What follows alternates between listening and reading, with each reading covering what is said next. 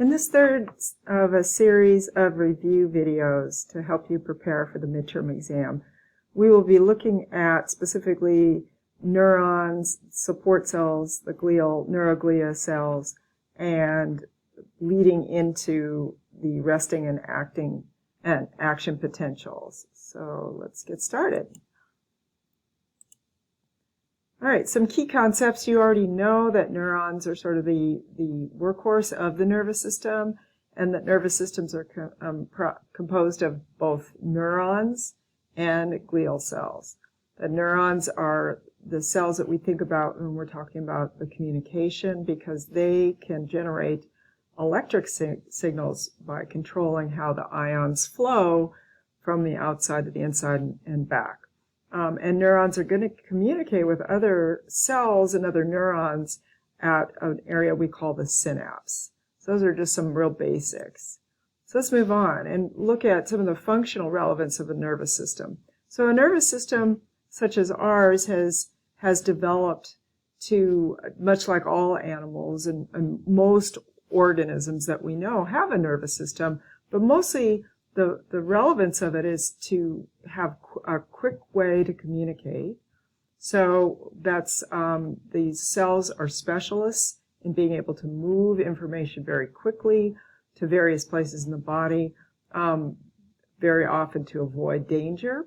And our nervous system has obviously evolved beyond that, so we have a much more complex cortex than just using it for the purpose of reacting to things. So, but just to give you some ideas, so you can see here that we have a diagram on the right of the peripheral nervous system with the parasympathetic and the sympathetic divisions, and that these neurons, which are communicating now with different parts of our body in the peripheral areas, are very important for activating and inhibiting various organs and tissues, etc.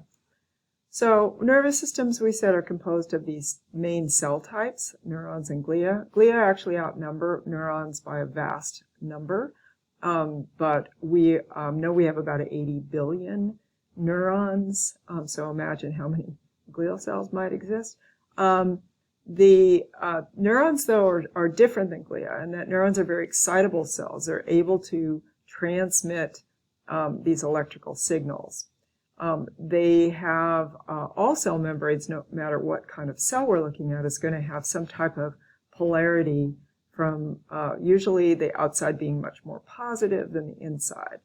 And that when the neuron, in this case, is able to reverse that polarity, that's going to create this thing that we would term an impulse or an action potential.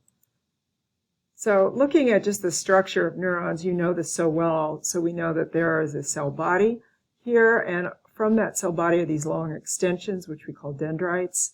On these dendrites, we have little spines, little out extensions here too, which are able to communicate with other neurons.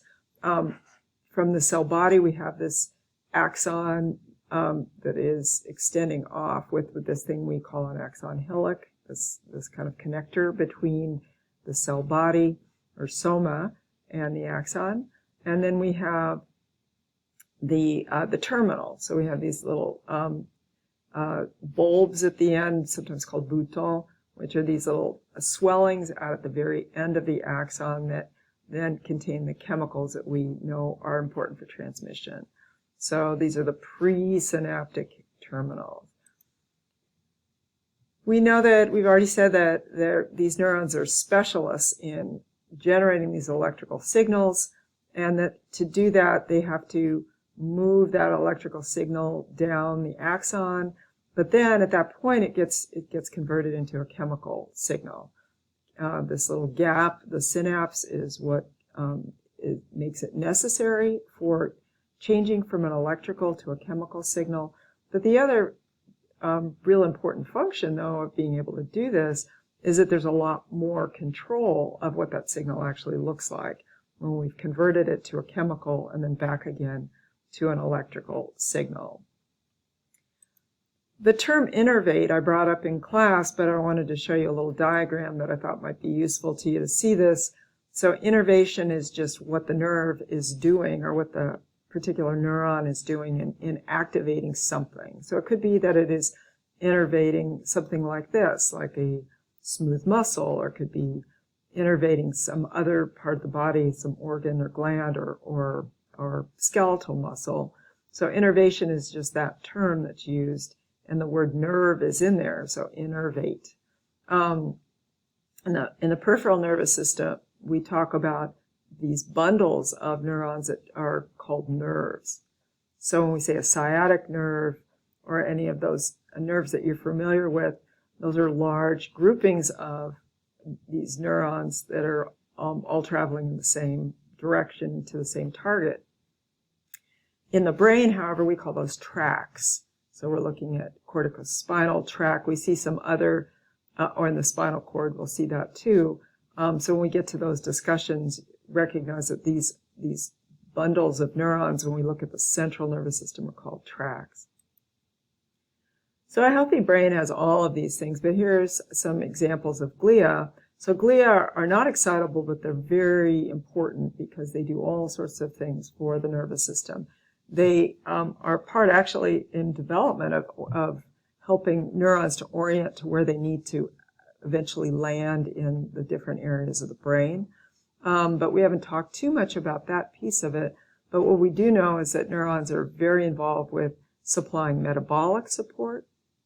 So in other words, they're linking. Here's an example of actually, this isn't a very good example. When we look at the astrocytes or astroglia, we know that these are ones that can link to the blood supply to blood vessels and form this thing we call a blood-brain barrier. But there are connections, and I'll look at that on the next slide. Some of them are help transmission of these electrical impulses happen much more quickly. Some help to protect and to kind of destroy any debris.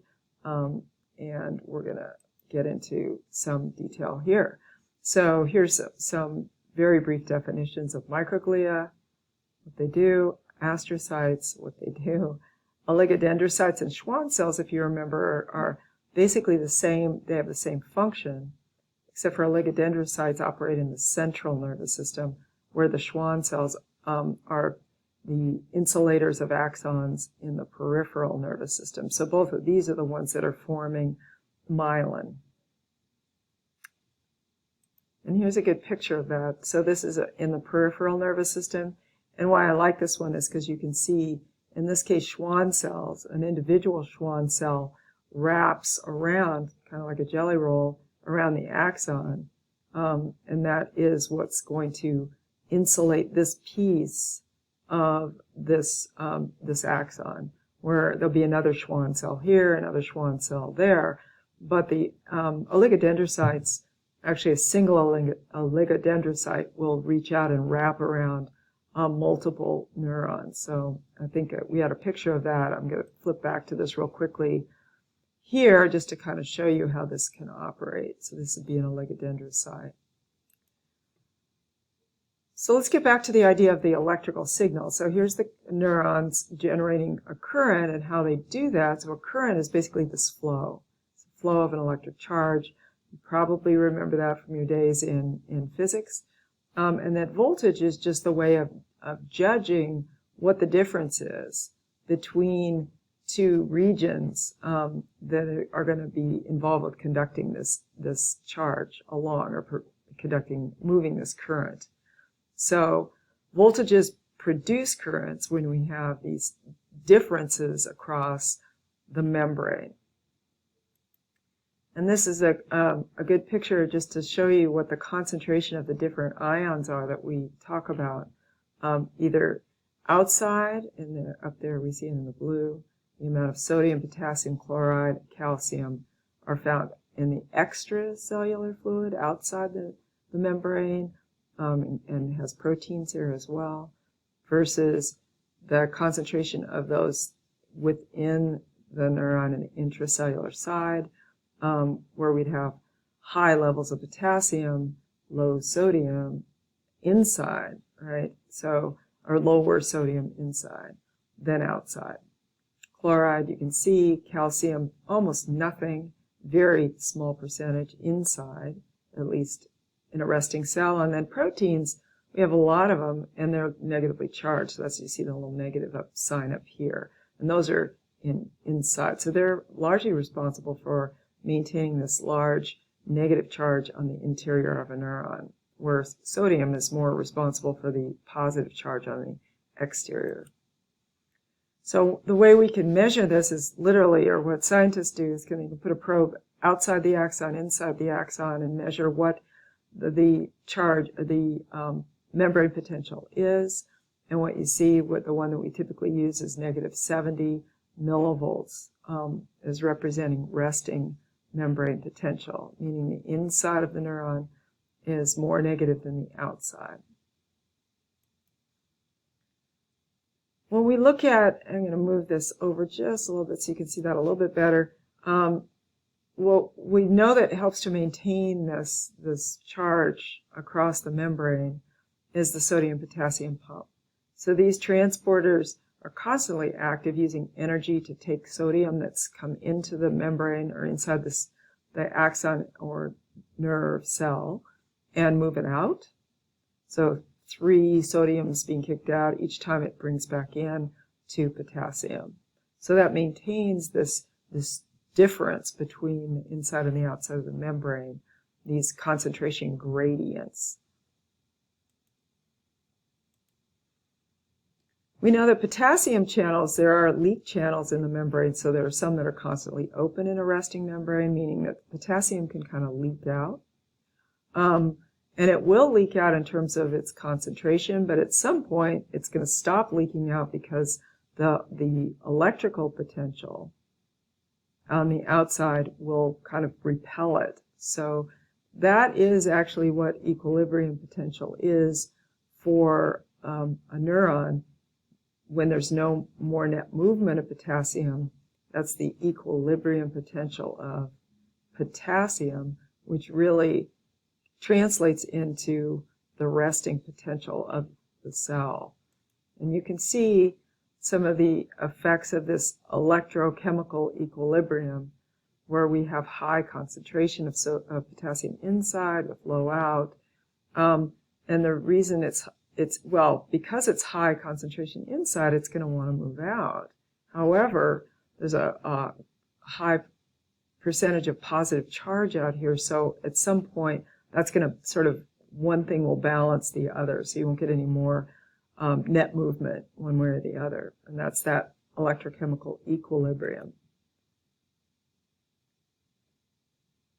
This is just reminding us that these receptors are the things which are, and channels are what are going to be allowing certain things to come in or not. In particular, when we're looking at ionotropic receptors, which can then open in response to a stimulus and allow something like sodium to come in. In the metabotropic receptor types, we saw this when we were looking at long-term potentiation, and the NMDA receptors that can be, sorry, that isn't true. When we looked at other situations where a stimulus doesn't open a channel directly but causes a second messenger system to take, to be activated. So that's what we're showing on this one. So there are ligand-gated channels, which open usually on the receptors on dendritic spines to some type of ligand like a neurotransmitter. And then there are other ones which have gates. Well, these are gated, right, because they only open in response. But there are also voltage-gated ones that are going to open in response to a shift in voltage in that membrane potential due to an influx, meaning coming in, or an efflux going out of various ions. So this you can see and take a look at it at your leisure. Here's a picture of a ligand-gated channel. Here's a voltage-gated channel. And there's also a different channel that I'm going to skip over because we don't need to look at it yet. But But basically, we're going to talk about this as we go moving forward into the next section. So that's the story.